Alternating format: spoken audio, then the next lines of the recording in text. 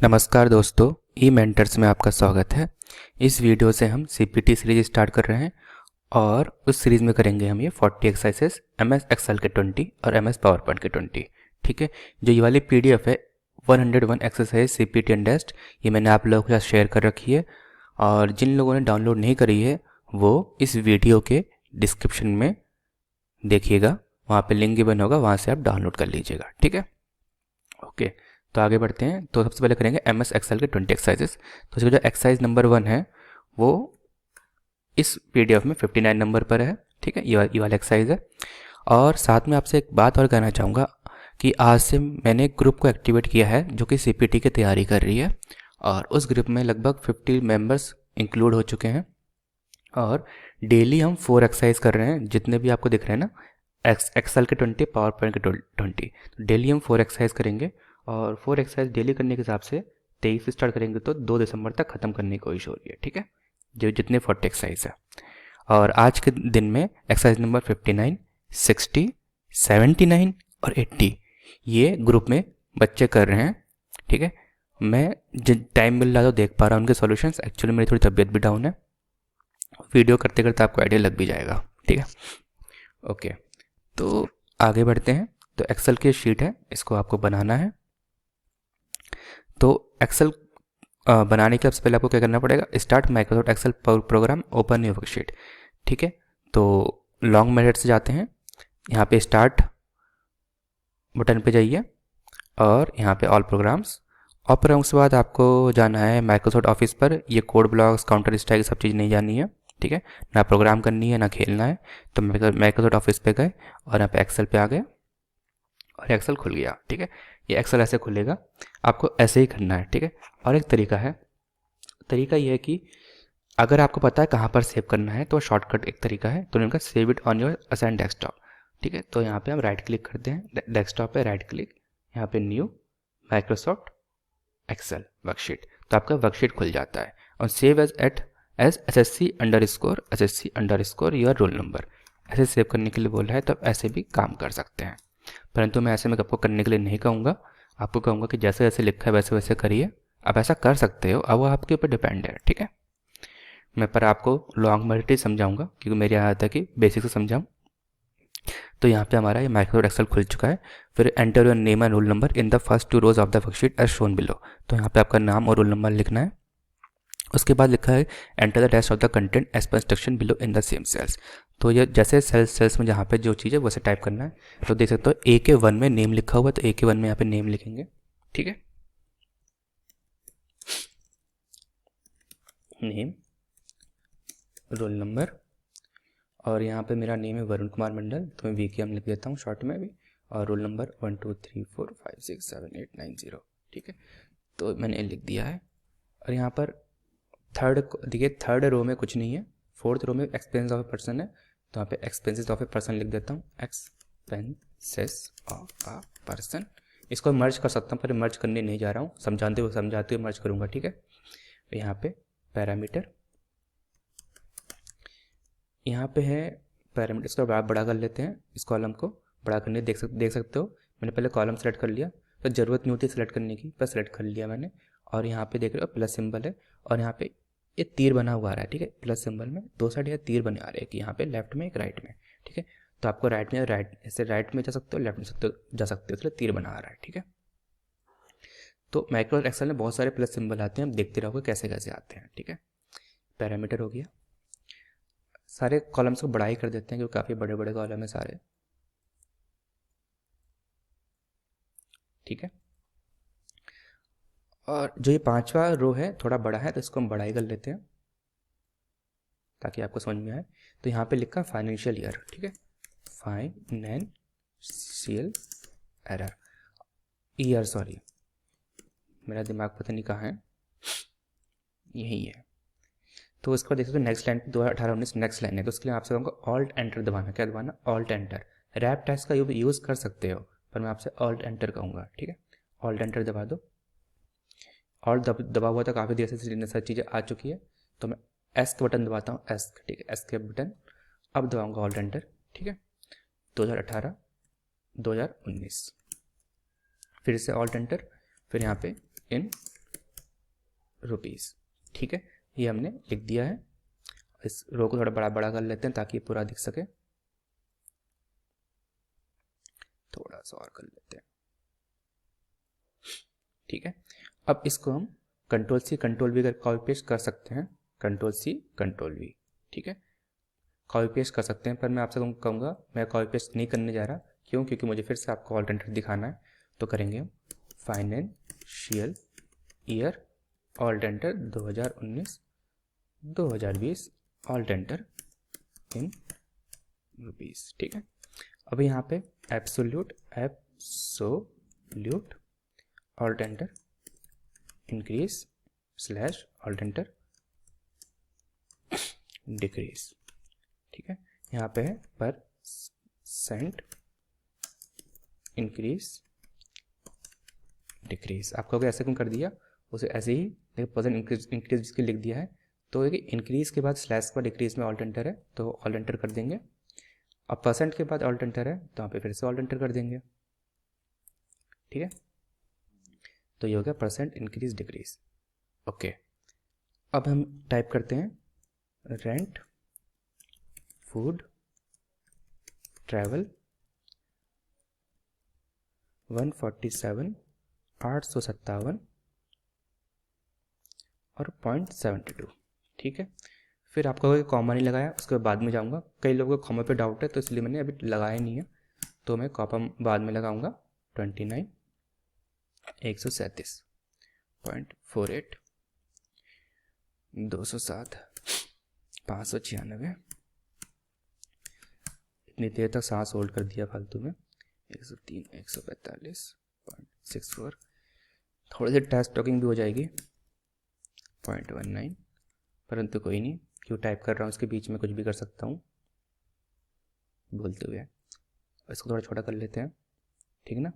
Okay, एक बार देख लेते हैं नंबर सही है 147। पहले नंबर सही निकले तो इनको मैं कॉमा सेप्टर लगा देता हूँ ताकि थोड़ा इजीली देख सकूँ। आप देख सकते हैं यहाँ पे होम टैब है, होम टैब में एक फॉन्ट बिल्डिंग ब्लॉक है, अलाइनमेंट बिल्डिंग ब्लॉक है और नंबर बिल्डिंग ब्लॉक है। ये जो 3 बिल्डिंग ब्लॉक है इनका बहुत इस्तेमाल होता है, तो इन तीनों बिल्डिंग ब्लॉक को ध्यान से देख लीजिए। ठीक है, यहाँ पे नंबर बिल्डिंग ब्लॉक कॉमा है तो मैं कॉमा यूज़ करता हूँ, तो कॉमा सेप्टर लग गया है। ठीक है, ओके, तो 147 857.72 96 कॉमा 38 29 137.48 207 596 .28 103 145.64 13 378.19। ठीक है, इतना हो गया है। ओके, हमने सब कुछ टाइप कर दिया है और जो बोल्ड दिख रहा है उसे बोल्ड कर लेते हैं, बोल्ड, और ये भी बोल्ड। ये बोल्ड कर इटैलिक भी, तो इटैलिक भी कर देते हैं। ओके, इसको हम लेफ्ट ही लगा देते हैं क्योंकि लेफ्ट में लिखा हुआ है। अब लिखा है format the cell such that text size is 12, font is Arial for all the cells. ठीक है, सबको एरियल करना है, तो जितना हमने टाइप किया है उतनी जगह पे आप सेलेक्ट कर सकते हो। देखो प्लस सिंबल आ रहा है, किसी भी सेल को इस तरह सेलेक्ट करने के लिए प्लस सिंबल आता है, तो आप ऐसे सेलेक्ट कर सकते हो। और एक तरीका है कि सबको एक साथ सेलेक्ट करना है, तो आप यहाँ पे जा सकते हो, जो ये वाला ट्राइंगल दिख रहा है, ट्राइंगल इस जगह पे जाके क्लिक कर दो तो सब सेलेक्ट हो गया, पूरी पूरी वर्कशीट सेलेक्ट हो गई है। ठीक है, ओके, अब इनको सबका साइज 12 करना है, 12 कर देते हैं और यहाँ से एरियल सेलेक्ट करना है, एरियल सेलेक्ट कर लेते हैं। ठीक है, सेलेक्ट कर लिया। The title row 4 should be bold and italic with font size 14। ठीक है, 4 जो है मैंने 4 पूरा सेलेक्ट कर लेता हूँ और बोल्ड इटैलिक हो रखा है, फॉन्ट साइज 14 कर लेता हूँ। ठीक है, अब इन्होंने कहा merge and centre the cells in the title row so that the title appears shown above. अब इनको मर्ज करना है, तो हमारे 5 कॉलम्स हैं, इनका सबको सेलेक्ट कर लीजिए और इनको यहाँ पर देखिए मर्ज एंड सेंटर का ऑप्शन है, तो मर्ज कर लेते हैं। ठीक है, और साथ में टेबल हेडिंग रो यानी 5th रो शुड बी इधर लेफ्ट और सेंटर और right line as shown above, जैसा दिख रहा है वैसे करना है। ठीक है, तो आप देख रहे हो पैरामीटर जो है वो सेंट्रल लाइन है, तो उसे सेंटर लाइन कर देते हैं। ठीक है, और सेंटर के अलावा ये टॉप लाइन है, तो यहाँ पे टॉप लाइन दिख रहा है आपको, टॉप लाइन कर देते हैं। ठीक है, देखो होम टैब में अलाइनमेंट बिल्डिंग ब्लॉक है, बहुत सारी चीज़ें हैं, अलाइनमेंट की सारी चीज़ें यहीं भी मिलेगी आपको। फाइनेंशियल जो है राइट साइड और राइट कर लेते हैं, ये वाला भी राइट साइड तो राइट कर लेते हैं, ये सेंटर लाइन तो सेंटर कर लेते हैं और ये राइट अलाइन तो राइट कर लेते हैं। ठीक है, और मुझे साथ में पसंद है इनको मिडिल अलाइन करना, तो मिडिल अलाइन कर देता हूँ। ठीक है, मुझे पसंद है, लिखा नहीं पर मुझे पसंद है, मैं कर रहा हूँ। ओके, तो उन्होंने create the border only for the cells that have a solid line shown above. तो आप यहाँ देख सकते हो कि कहाँ सॉलिड लाइन है, कहाँ डॉटेड लाइन है। अब इस एक्सरसाइज में देखिए, जो इतना जो टेबल है, इतना टेबल है, इस टेबल पे ही सिर्फ सॉलिड लाइन है, बाकी पे क्या है, डॉटेड लाइन्स है। ठीक है, आप देख पा रहे हो बाकी में डॉटेड लाइन्स है। तो हम सिर्फ टेबल पे क्या करेंगे, सॉलिड लाइन लगाएंगे। और हमने सॉलिड लाइन लगाने के लिए आपको होम टैब के फॉन्ट बिल्डिंग ब्लॉक में बॉर्डर्स का ऑप्शन है, यहाँ पे आप ऑल बॉर्डर सेलेक्ट करेंगे। ठीक है, तो यहाँ पे सॉलिड लाइन लग चुका है। ठीक है, ओके, इसको छोटा कर लेते हैं फिर से। आई होप फिर से देख पा रहे हो आप। तो create the border only for the cells that have a solid line हमने लगा दी, अच्छी बात है। Use the appropriate formula to calculate the following populate the solid cells shown above. Okay, इसको थोड़ा आराम से करेंगे। इसके पीछे का रीज़न है कि इसमें थोड़ा कन्फ्यूज़न है, और कन्फ्यूजन लगभग सबको है, मुझे भी है। ठीक है, तो उस कन्फ्यूजन के साथ काम करना है हमें। थोड़ा बड़ा करना पड़ा क्योंकि फाइनेंशियल एक लाइन में था, जो पहले था देखिए क्या था, पहले इस टाइप से था। ठीक है, थोड़ा गलत था वो, इसको ठीक करना पड़ा हमें। ये एक जो बटन है अंडू और रीडू के लिए, अंडू मतलब जो हमने पहले किया है उस पर वापस जाने के लिए, रीडू मतलब जो हम कर चुके हैं उस पर फिर से वापस आने के लिए। तो अंडू से मैं एक कदम पीछे चले गया, रीडू से हम वापस जहाँ थे वहीं वापस आ गए। ठीक है, ये एब्सोल्यूट इंक्रीज डिक्रीज और परसेंट इंक्रीज डिक्रीज। ठीक है, वो आपको दिख रहा है। फाइनेंशियल ईयर ठीक है, 2018-19 अगली लाइन में, इन रुपीज़ अगली लाइन में, फाइनेंशियल ये और ये अगली लाइन में। अच्छा लग रहा है देखने में। ओके, तो फॉर्मूला पे थे। देखो फॉर्मूले में 3 टाइप के हैं, एक फर्स्ट, एक सेकंड और एक थर्ड। फर्स्ट टाइप के लोग बोलते हैं कि सिर्फ पॉजिटिव वैल्यूज होनी चाहिए यहाँ पे। ठीक है, और यहाँ पे भी पॉजिटिव वैल्यूज होनी चाहिए। और मैं आता हूँ फर्स्ट टाइप के लोगों में। सेकंड टाइप के लोग बोलते हैं कि पॉजिटिव तो होना ही चाहिए। ठीक है, पॉजिटिव के लिए पी लिख देता हूँ, और नेगेटिव भी आ सकता है। ठीक है, तो यहाँ पॉजिटिव भी होना चाहिए, नेगेटिव भी आ सकता है। ठीक है, थर्ड टाइप के लोग बोलते हैं हाँ यहाँ पॉजिटिव होना चाहिए, यहाँ पॉजिटिव नेगेटिव दोनों हो सकते हैं। ठीक, ये कहना चाह रहे हैं। 3 टाइप के लोग हैं। मैं फर्स्ट टाइप के लोगों में हूँ। अब सबके अपने अपने रीज़न है, मैं अपने रीज़न बताता हूँ। मेरा रीज़न है जहाँ भी इंक्रीज डिक्रीज आ गया, जहाँ भी इंक्रीज डिक्रीज साथ में आ गया ना स्लैश लगा के, वहाँ पॉजिटिव होना चाहिए। मीन्स जहाँ पे इंक्रीज और डिक्रीज दोनों साथ में आ गए वहाँ पॉजिटिव होना चाहिए। ठीक है, और एब्सोल्यूट लग चुका है यहाँ पे। Absolute means positive value, only positive value. ठीक है, तो पॉजिटिव वैल्यू होनी चाहिए इस जगह पर। ठीक है, इस कॉलम के लिए। ठीक है, कॉलम में एब्सोल्यूट भी आ चुका है, इसलिए पॉजिटिव होना चाहिए। अभी मेरा लॉजिक है। सेकंड वाले का लॉजिक क्या होता है कि हमें इंक्रीज हम शो कर रहे हैं पॉजिटिव से, तो डिक्रीज से शो करना है नेगेटिव से। पर ऐसा मैं नहीं मानता हूँ। अगर सिर्फ इंक्रीज का कॉलम हो, तो वहाँ पे इंक्रीज शो करेंगे पॉजिटिव से, इंक्रीज शो करेंगे पॉजिटिव से, और डिक्रीज शो करेंगे नेगेटिव से। ठीक है, ये मेरा मानना है। पर दूसरे टाइप के लोगों का मानना है कि इंक्रीज को दिखाने के लिए पॉजिटिव, डिक्रीज को दिखाने के लिए नेगेटिव। ठीक है, और एक दूसरे तरीके में एक और चीज़ है कि आरटीआई के रिप्लाईज 2017 में जो बच्चों ने पेपर दिए थे, 1 सेकंड ना, इन छोटी छोटी चीज़ों को जो बीच में रोक रहा हूँ उसके लिए माफ़ी। तो 2017 में जिन बच्चों ने आरटीआई की कॉपी मंगाई थी, तो उसमें ऐसा हुआ कि जिन्होंने सिर्फ पॉजिटिव दिए उनको भी अच्छे नंबर मिले। ठीक है, कई लोगों के नंबर भी कटे हैं। ठीक है, सिर्फ पॉजिटिव देने पे नंबर मिले भी है, पूरे नंबर ही मिले हैं, और कुछ नंबर कटे भी है। तो कटने का रीज़न ये सोचा गया है कि नेगेटिव आना चाहिए था, इसलिए काटे गए हैं। तो मान लेते हैं कि नेगेटिव आना चाहिए था, तो ठीक है, इनकी बात ही मान लेते हैं। तो इनकी बात ही हम मान सकते हो सेकंड टाइप के लोगों की। थर्ड टाइप के लोगों की बात है कि एब्सोल्यूट आया इसलिए पॉजिटिव, यहाँ पे एब्सोल्यूट नहीं आया तो पॉजिटिव नेगेटिव दोनों। तो 3 टाइप के लोग हैं। ठीक है, वो अब आपकी मर्जी है कि आप क्या करना चाहते हो। आप फर्स्ट टाइप में आना चाहते हो, सेकंड टाइप में आना चाहते हो, या थर्ड टाइप में आना चाहते हो। ठीक है, अगर आप मेरे साथ जाना चाहोगे तो मैं पॉजिटिव के लिए बोलूँगा। अब आप कहोगे हमारे मार्क्स कट जाएंगे। हाँ जी, अगर एग्जामिनर आपको सेकेंड एंड थर्ड टाइप का मिल गया तो आपके मार्क्स कट सकते हैं। ठीक है, पर वो एग्जामिनर वो गलत करेगा आपके साथ, मैं आपको बोल देता हूँ, क्योंकि सबको पता है एब्सोल्यूट पॉजिटिव होना चाहिए। तो ये वाली पॉइंट तो ठीक ही है हम दोनों में। यहाँ पे हम कन्फ्यूजन क्रिएट होता है जहाँ पे इंक्रीज डिक्रीज दोनों साथ में आए। ठीक है, मेरा मानना है पॉजिटिव होना चाहिए, आगे आपकी मर्जी। तो मैं पॉजिटिव पे जाने वाला हूँ। तो आप फर्स्ट टाइप के इंसान बनना चाहते हैं, सेकंड टाइप के, थर्ड टाइप की, आपकी मर्जी है। ठीक है, इस पे मैं नहीं जाऊँगा, पर आप फेल नहीं होंगे सीपीटी में अगर आप कोई भी टाइप के इंसान बन जाओ। इसके पीछे का रीज़न ये है, जल्दी काम करते हैं। एक्सेल जो होता है वो 100 मार्क्स का होता है, 50 नंबर होती है फॉर्मेटिंग की। हमने जितना अभी तक काम किया है 50 नंबर का काम किया है, बाकी 50 नंबर होता है फॉर्मूला का। जो ये 2 कॉलम में हम काम करने जा रहे हैं वो 50 नंबर का होता है, ठीक है। फिर होता है पावर पॉइंट। तो पावर पॉइंट जो है, पावर पॉइंट में 100 मार्क्स पूरी फॉर्मेटिंग है, कोई उसमें फॉर्मूला तो है ही नहीं। तो एक होती है फॉर्मेटिंग, एक होता है फॉर्मूला, ठीक है। तो इस टाइप से होता है equal to this plus this, sum भी तो करना है भाई, तो SUM, ठीक है, सम हो गया। तो 100 मार्क्स यहाँ पे हो गया, और यहाँ पे 100 मार्क्स, और यहाँ पर यहाँ पे मान लेते हैं इसका ऑटो सम कर लेते हैं, यहाँ से ऑटो सम, ठीक है। गड़बड़े हो गई क्या? गड़बड़े हो गई ऑटो सम में। तो is equal to this plus this, तो मैं ऑटो सम पे नहीं जाता हूँ मोस्टली, ठीक है। तो ऐसे करके आपके नंबर होते हैं, मैं सेव करने जा रहा था, सेव नहीं करना था, ठीक है। तो ऐसे रहता है। अब मान लो कि अगर फॉर्मेटिंग में आपको 50 में से 45 नंबर मिल गए, ठीक है, और फार्मूला आपको सही से नहीं आता, आपके नंबर कट गए, तो नंबर कटने में आपके नंबर बचे 25, पर पावर पॉइंट आपको अच्छे से आती है, फॉर्मेटिंग करनी आती है आपको, तो मान लो आपको पावर पॉइंट में नंबर मिले हैं 80, ठीक है, तब भी आप पास हो जाएंगे। इस 80 को यहाँ रिफ्लेक्ट करते हैं, इज इक्वल टू दिस, बस इतना करते हैं, ठीक है।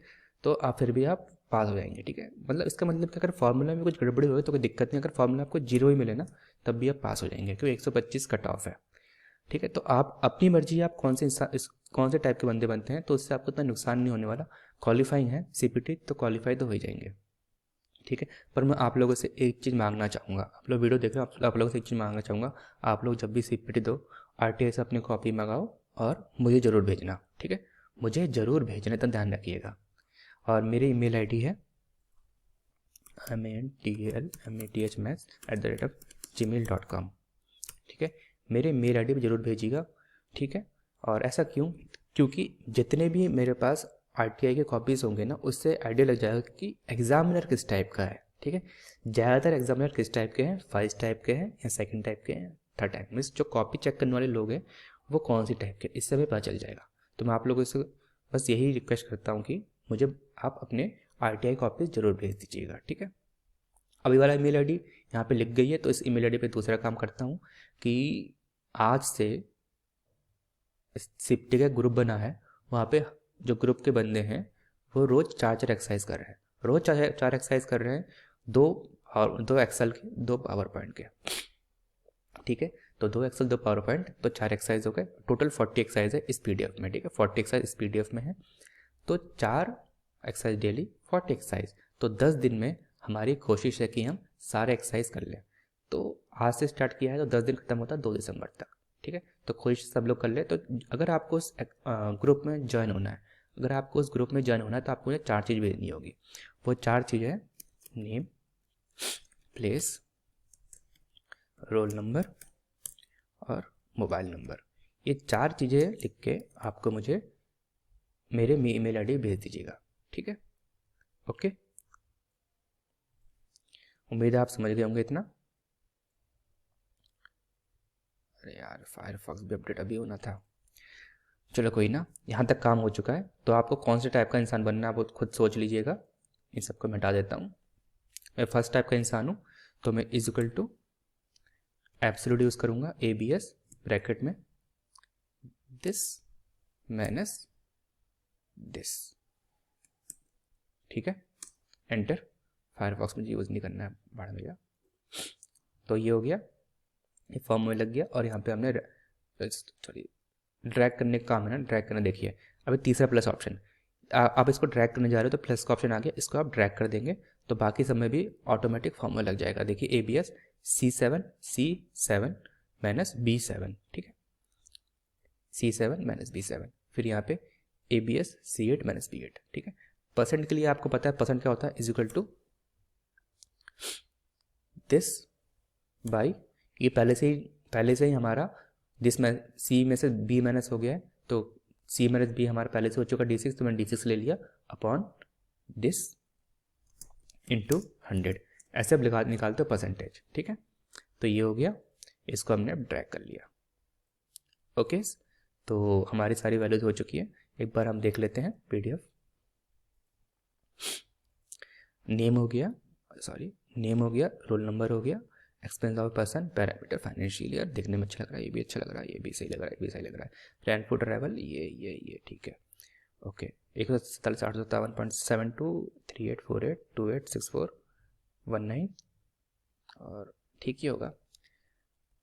गड़बड़ी होगी तो कोई बात नहीं, मेरे नंबर तो इतने इंपॉर्टेंट नहीं है जितना आपके हैं।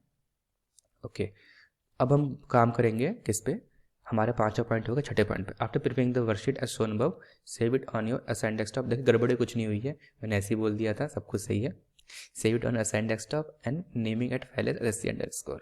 तो हमने ये लिया सेव, कहाँ सेव करना है, डेस्कटॉप पे, डेस्कटॉप, ठीक है।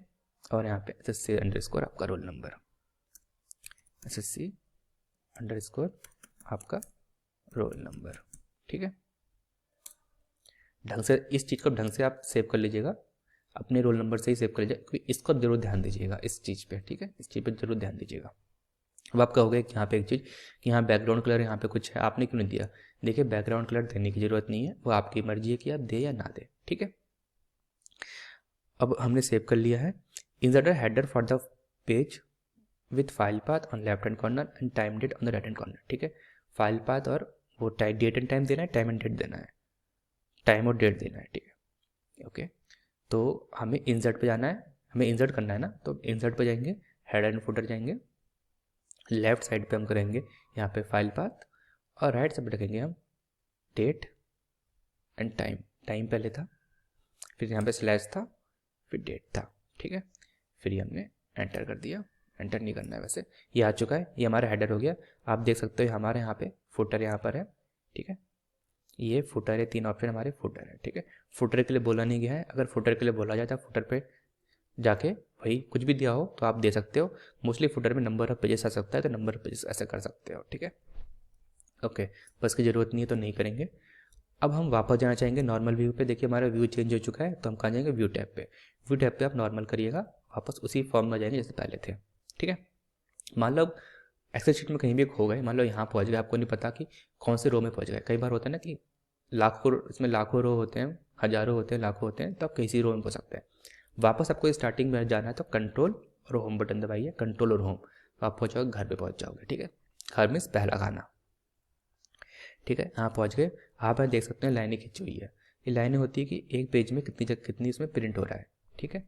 आप अगर प्रिंट प्रीव्यू करोगे देखोगे सिर्फ एक पेज प्रिंट हो रहा है, पेज 1/1 लिखा हुआ है, तो एक ही पेज में प्रिंट हो रहा है, आप देख सकते हो। अगर आप मान लो कि आपने गलती से इसको बड़ा कर दिया है, तो इस लाइन से बाहर निकल गया, तो आपको यहाँ पे 2 पेज प्रिंट होगा, प्रिंट प्रीव्यू। आपको यहाँ पे page 1 up to 2 page print हो रहा है। आपको 2 पेज में प्रिंट नहीं करना है, आपको हमेशा एक पेज में प्रिंट करना है, ठीक है। तो हमेशा ध्यान रखिएगा इस लाइन के अंदर होना चाहिए, ठीक है, इस डॉटेड लाइन से इसके अंदर होना चाहिए। नहीं तो आप प्रिंट प्रीव्यू कर सकते हो, डॉटेड लाइन नहीं दिख रहे हो तो प्रिंट प्रीव्यू करके आप देख सकते हो, कोई दिक्कत नहीं है, ठीक है। ओके, तो मुझे ऐसा लग रहा है मैंने अच्छा काम किया है। तो यहाँ तक हमारा सारा काम हो गया है, चलो, और सब कुछ सही होगा। हाँ, कुछ लोगों की एक और डाउट था जो मैं बताना भूल गया, जो कॉमा सेपरेटर है, कॉमा सेपरेटर, ठीक है। किसी उसमें जो कॉमर्स है वो 2 डिजिट के जगह पे 2 डिजिट के बाद आता है, जैसा कि समझाता हूँ यहाँ पे 1 2 3 4 5 6 7 8 9 0, ठीक है। आप कॉमा सेपरेटर यूज़ कर रहे हो, होम पे जा रहा हूँ और होम पे जाके मैं यहाँ पे कॉमा सेपरेटर डाल देता हूँ। तो देखिए 3 डिजिट के बाद कॉमा आ रहा है, पर लोगों को ये नहीं चाहिए होता है मोस्टली। इसे वापस कर लेता हूँ। देखिए मुझे डॉट के बाद डेसिमल पॉइंट्स नहीं चाहिए, तो मैंने यहाँ पे इंक्रीज डेसिमल डिक्रीज डेसिमल का ऑप्शन है, तो इनको हटा रहा हूँ 2 डेसिमल को, ठीक है, मैंने हटा दिया, ठीक है। कॉमा सेपरेटर पर फिर से आते हैं, तो कॉमा सेपरेटर को ये 3 से 2 में करने के लिए आपको सिंपल यहाँ पे डेट एंड टाइम में जाना है, देख रहे हो डेट और टाइम है, डेट एंड टाइम में जाके change date and time setting करो, और यहाँ पे फिर से चेंज डेट एंड टाइम करो, फिर चेंज कैलेंडर सेटिंग करो। ये सारा विंडोज़ 7 में हो रखा है, विंडोज़ 7, ठीक है, ध्यान रखिएगा। फिर करेंसी पे है, देखिए डिजिट ग्रुपिंग सिंबल, यहाँ पे कॉमा दिख रहा है, जो डिजिट का ग्रुप कर रहे हैं वो कॉमा से सेपरेट कर रहे हैं। और डिजिट ग्रुपिंग में 4 ऑप्शन है कि कॉमा चाहिए, नहीं चाहिए। कॉमा चाहिए तो 3 डिजिट के बाद चाहिए, या सिर्फ एक ही कॉमा चाहिए, या 2 डिजिट के बाद चाहिए। तो आप लोग अगर 2 के बाद चाहिए तो ऐसा ले सकते हो, अप्लाई करके देखो, देखिए 2 के बाद आ चुका है, ठीक है। Okay, okay okay okay. तो आप देख सकते हो हर जगह 2 डिजिट के बाद कॉमा आ चुका है, ठीक है, आप देख सकते हो। पर मुझे 2 के बाद नहीं चाहिए, मुझे फिर से 3 चाहिए, तो मैं करता हूँ वापस। मैं फिर से इसलिए कर रहा हूँ ताकि आप समझ सको कि क्या प्रोसेस है। Okay okay okay okay. हाँ, तो इतना हो गया है। उम्मीद है आपको समझ में आ रहा है सब कुछ। अब थोड़ा सा और चीज़ मैं करना चाहता हूँ। थोड़ा सा जितना स्पेसिंग यहाँ ज़्यादा जाता है, थोड़ा सा स्पेसिंग यहाँ थोड़ा बढ़ा देता हूँ। तो पैरामीटर में स्पेसिंग कम है, देखो पैरामीटर जहाँ लिखा है उसके लेफ्ट साइड और राइट साइड ज़्यादा स्पेसिंग नहीं, पर फाइनेंशियल के लेफ्ट साइड में ज़्यादा स्पेसिंग है, तो मैं इसके लेफ्ट साइड ज़्यादा स्पेसिंग कर देता हूँ, ठीक है। थोड़ा खिसका देते हैं, इस कॉलम को बढ़ा कर देते हैं, ठीक है। इस फाइनेंशियल ईयर के बाद इसके लेफ्ट साइड में ज़्यादा स्पेसिंग है, तो इसको भी करने की कोशिश करता हूँ। बस लाइन के बाहर नहीं आना चाहिए, इस लाइन के बाहर नहीं आना चाहिए, उतना ध्यान रखिएगा। चलेगा तो वापस आ जाएंगे, ठीक है। तो ओके, जैसा जैसा दिख रहा है वैसे करने की कोशिश करेंगे। लगभग जैसा बना था लगभग वैसा ही दिख रहा है, सारी स्पेसिंग ठीक सी लग रही है ना। तो इसको हम प्रिंट कर सकते हैं। सब कुछ हो चुका है, कॉमा सेपरेट हो गया, प्रिंट हो गया, और आपको इंक्रीज डिक्रीज डेसिमल समझ में आ चुका है। फिर भी आपको मैं इंक्रीज डिक्रीज डेसिमल थोड़ा सा एक बार समझाना चाहता हूँ। मान लो आपने कुछ वैल्यूज़ लिखी है 1.2, 2.34 और 3.456, ठीक है, 3 वैल्यूज लिखी है। तो देखिए यहाँ पे डेसिमल के बाद 1 पॉइंट है, सॉरी पॉइंट के बाद 1 डेसिमल है। क्या बोल रहा है वरुण, ठीक है। डेसिमल के बाद 2 डिजिट्स है, डेसिमल 1 डिजिट, 2 डिजिट, 3 डिजिट है, ठीक है। इन तीनों को सेलेक्ट कर लिया। और अगर आप इंक्रीज डेसिमल करो, ठीक है, इंक्रीज डेसिमल करो तो आप देखना कि जादू क्या होगा। आप कहोगे यहाँ पे 2 डेसिमल हो जाएंगे, यहाँ 3 हो जाएंगे, 4 हो जाएंगे, पर ऐसा नहीं है, सब में 2 हो जाएंगे। देख लो सब में 2 हुए। इसके पीछे का रीज़न ये है, जो सबसे कम डेसिमल है उसको देखता है।